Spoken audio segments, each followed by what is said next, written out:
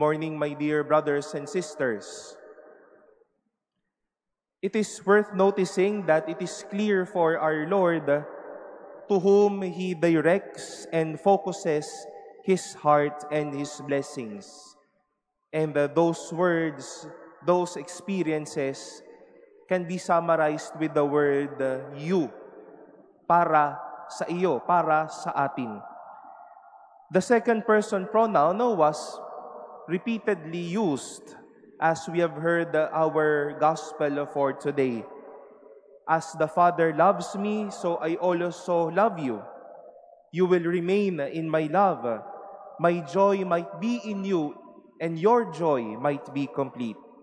Laging para sa atin.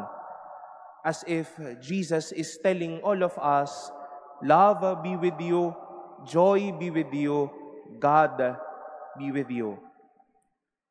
We know that for moments, we honestly express to God by saying these words. Do you really love me? Do you really want me to be happy?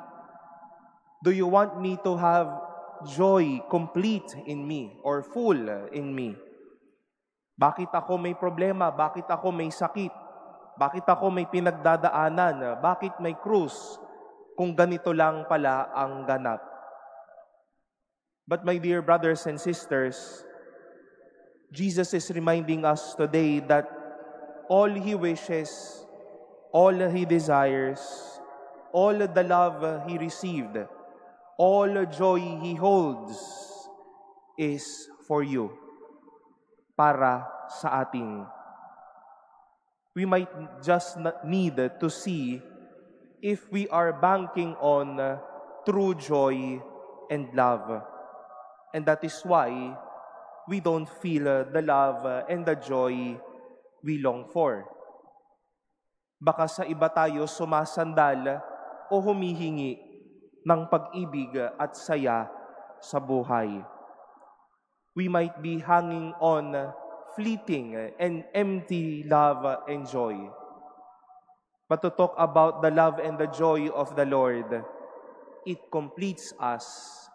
It is for us. We remember today Santa Rita de Cascia. She felt this emptiness and uneven experience of life then. Her marriage then was a fixed one. She had sons then. She lived a miserable marriage then.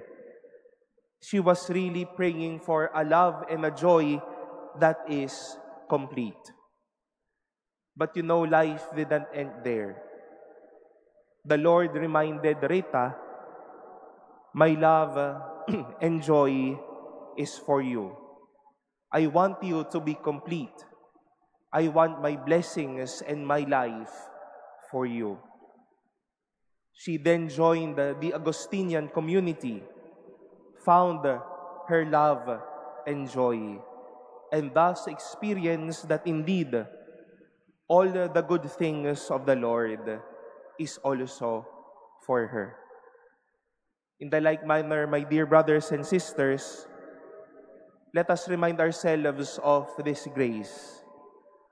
All of the same best blessings or the best things are also for us. Walang kinikimkim ang Diyos, walang tinatago ang Diyos, walang ipinagdadamot ang Diyos.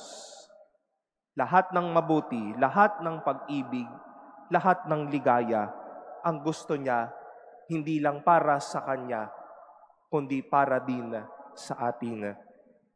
For God, it is not always for me. For this good and loving God, all the best things are always for you.